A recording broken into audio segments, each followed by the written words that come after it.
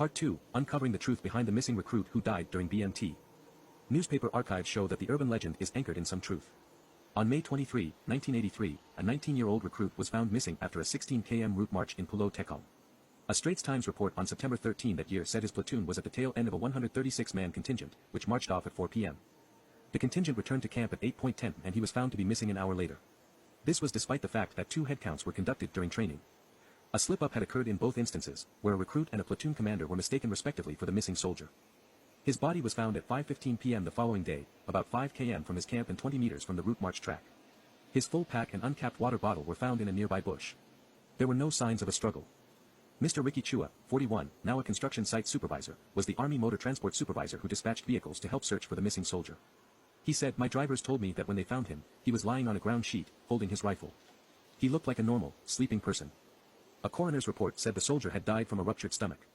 An open verdict was recorded, but investigators did not rule out the possibility that he might have been hit hard by an object like an entrenching tool, which was found near the body. His rifle muzzle was also muddy, which suggested that he had slipped and fallen onto his weapon. Doctors say physical trauma or pressure on the abdominal area, especially when the stomach is full, can rupture the stomach wall. When asked for his views, Dr. Gui Kokan, a consultant gastroenterologist with Gleneagles Medical Center, said the soldier's stomach probably already bloated with water burst after some form of trauma, causing him to lose consciousness and eventually die. But the urban legend is overstretching the truth. Disembowelment is definitely not the same as a stomach rupture, he said with a chuckle. Indeed, witnesses said there was no sign of entrails. Mr. Yong Kin Fui, the dead soldier's platoon commander, was the one who found the body intact.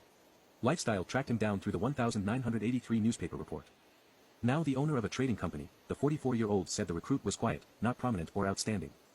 Later, I realized he very much wanted to go to officers' cadet school, which could be why he carried on with the march even though he was feeling ill, he said.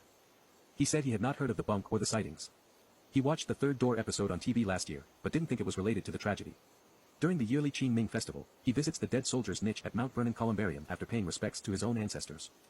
One thing about the incident still puzzles him that he was very near to the track, which meant that he should have been very easy to find the night before, because we covered the same grounds, he said. The dead soldier's family placed an obituary in the newspapers on May 29, 1983, thanking the Evangelical Reformed Church of Singapore, among others, for its condolences. Lifestyle tried contacting the family through the church, but the family did not get back to us by press time.